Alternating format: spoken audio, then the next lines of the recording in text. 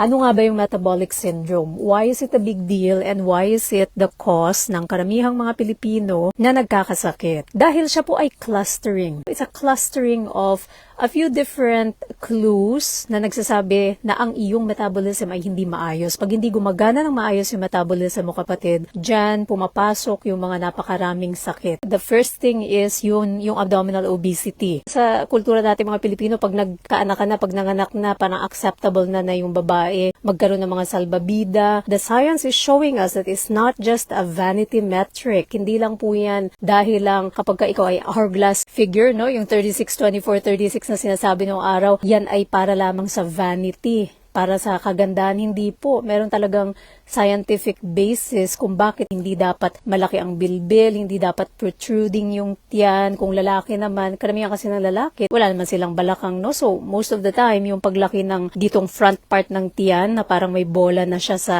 tiyan, no? So, hindi po yun optimal for your health kasi yung taba starts to get deposited doon sa inyo pong paligid ng inyong mga gastric organs. Ano? So, for example, ng inyong bituka. So, that's one of the most dangerous kinds of fat. Hindi yung fat na nandun sa inyong mga balakang, for example, but the fat that surrounds yung inyong intestines. Ano? So, meron talagang basis kung bakit hindi talaga natin ina-encourage na ang isang tao ay patuloy na i-maintain niya ang kanyang malaking tiyan. So, abdominal obesity, no? Ikalawa, yung sugar impairment.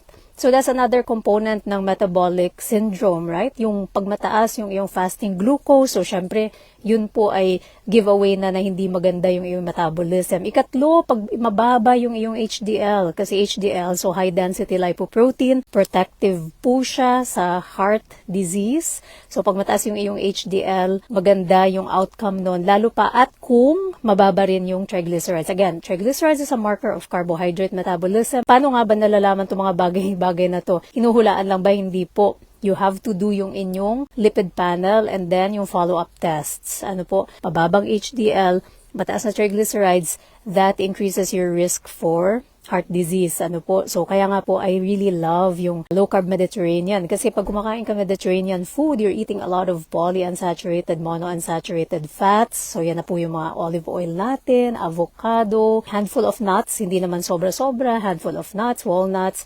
pecans, almonds, fatty fish, right? Yung favorite natin, salmon, mackerel, tuna. So, this all part of the Mediterranean way of eating. So, sa mga wala pa pong bagong food guide, paki-download lang po sa ating website, irisradevmd.com. Panglima, mataas na presyon. So, mataas na presyon. So, that's part of the buong spectrum nitong metabolic syndrome, right? And so, if you fall in the category ng metabolic syndrome, you really start optimizing your lifestyle. So, yung po mga kapatid, yung metabolic syndrome, again, yung mga components na mention ko na 5, unang-una, abdominal obesity.